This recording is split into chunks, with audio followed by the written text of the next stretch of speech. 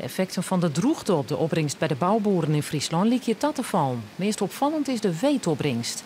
De sector wie benauwd dat de droogte voor een flink legere opbrengst zwaarigjes hoor, maar dat bleek net het geval. Er komt liekevolle van het veld als vlinier en de kwaliteit is goed. In het buitenland daar is de droogte nog erger.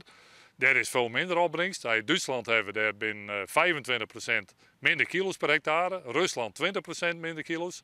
En dat leidt er wel toe dat de prijs al met 30% oplopen is. Het is Siepels en de bieten staan er over het algemeen knap bij, maar dan moeten ze wel bereind wezen. Als die het net bereind hebben of de mogelijkheden net in, ja, dan loopt het al wel volle leger.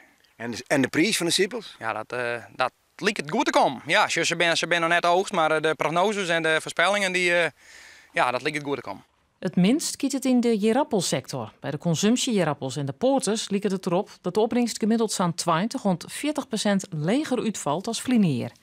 Poorters maaien net bereind worden vanwege de bruinrot en dat scheelt flink in de opbrengst. We hoeven het minder vaak de spuiting van ziekte bijvoorbeeld, dus wat dan je dat wel een voordeel, maar de opbrengsten lezen staat het nou eens gewoon leger. Ja, maar wordt het dan niet minder hier, want de prijs die trekt zijn oor. Als de prijs dat helemaal compenseren zou, dan valt het aan, maar dat zie ik voor dadelijk nog net gebeuren. Dat het door het geheel wat afvalt voor de bouwboeren had alles te krijgen met de legere temperaturen in dit deel van de provincie in vergelijking met het eerste en het zuiden en toch de bereining van de gewaaksen.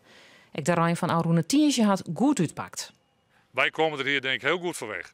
En dan zie ik naar het graan en dan denk ik de bieten, de siepels gaat wel en dan loopt mijn grootste zorg bij de poorterappels. Wij zitten hier gelukkig dicht bij zee en de temperaturen die lezen hier gewoon altijd of jou 5 graden leger dan meer naar het zuiden en meer naar de polder. En die rappel boven de 94 graden, dan wippen ze heel hard om. Dus ja, wat dat dan hebben we wel een voordeel dat we dicht bij de kust zitten.